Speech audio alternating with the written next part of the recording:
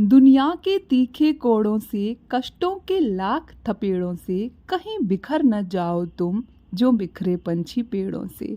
ममता के निर्मल धागों से बांधा है इसके बीजों को, इस बार बिखरने ना दूंगी अपने इन शक्ति पीठों को। मैंने तो गांठ लगा दी है ममता और प्यार के धागों की, अब तो बस मर्जी तेरी है, औलाद तो होती भागों की।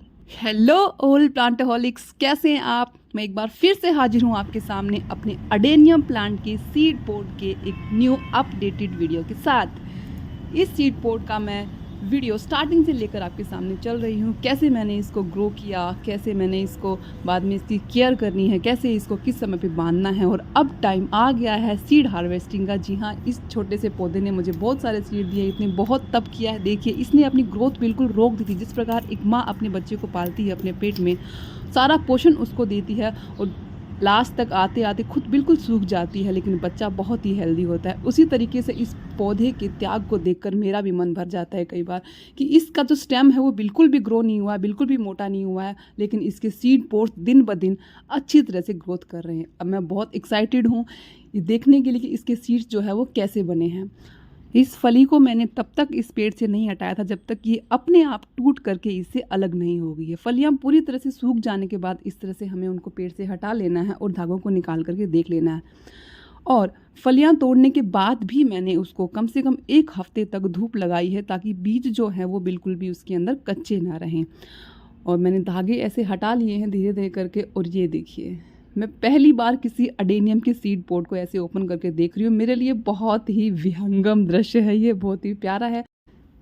सारा काम करने के बाद दोपहर के 3 बजे मैं ये वीडियो शूट कर रही हूँ। बहुत तेज़ धूप आंगन में आई हुई थी, और लेकिन बीच बीच में बादल भी आ रहे थे। सोचा था कि क्योंकि वहाँ पे सनलाइट अच्छे से थी, तो मैंने सोचा कि वीडियो अच्छे से शूट हो जाएगा, तो मैं वहीं पर शूटिंग करने लग गई। और मैंने इस तरह से धीरे धीरे इनके धागों को पूरा निकाल दिया। दोनों सीड पोट मैंने ऐसे ओपन कर लिए। दोनों ही सीड पोट बहुत ही अच्छी तरह से जो है सूखे थे, पके थे। और ये देखिए, ऐसे किसी एक आप माने कि किसी भालू के, किसी टेडी बेयर के जैसे बाल होते हैं ना, वैसे ही सॉफ्ट इसके अंदर फेदर थे। और यही फेदर, यही बाल इसकी हेल्प करते हैं फ्लोट करने के, क्योंकि अडेनियम एक डेजर्ट प्लांट है। और अडेनियम जो होता है वो उसका डिस्पर्सिंग मेथड होता है बाय एयर। तो बाय एयर ही उसके सीड्स यहाँ से वहाँ जाते हैं, और इस तरह के जो बाल होते हैं वो उसको एयर में फ्लोट करने में हेल्प करते हैं। तो जैसे ही ये बस्ट हो जाएगा, इसके सारे के सारे सीड जो है वो थोड़ी सी हवा से ही फ्लोट करके एक जगह से दूसरी जगह चली जाएंगे। क्योंकि मैंने इस बार अपनी शक्तिपीठों को बांध दिया था, इसको बस्ट नहीं होने दिया था, तो सारे के सारे बीज मैंने जो है वो हार्वेस्टिंग के लिए बचा लिए हैं। एक एक करके मैं इन बीजों को चुन रही हूँ बहुत ही ध्यान से।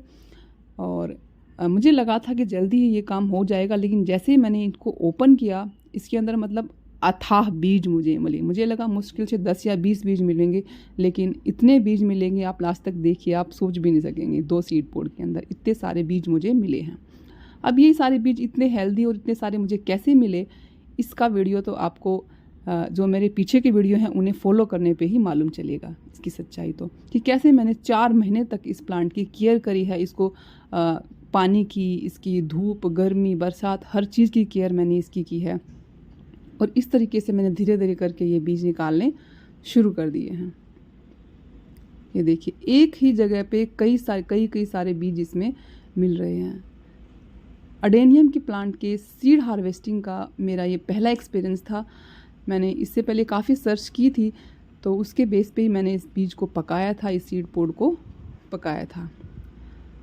फिर धूप काफ़ी हो चली थी और मुझे बहुत धूप लग रही थी। पहले तो बादल थे, लेकिन बादल अभी चले गए थे, सिर पे बहुत तेज़ धूप लग रही। तो मैंने सोचा कि इसको तो कहीं पर शांति से बैठ के, बहुत देर लगने वाला काम था ये और मुझे करना पड़ेगा। तो फिर मैंने सोचा कि चलो इसको अंदर जाके आराम से रूम में बैठ के करते हैं, क्योंकि इसके जो बाल हैं वो थोड़ी सी हवा भी बर्दाश्त नहीं कर सकते हैं। तो एक और इम्पोर्टेंट बात है कि इसको हम थोड़ी सी भी हवा वाली जगह पे नहीं कर सकते हैं ये वाला काम।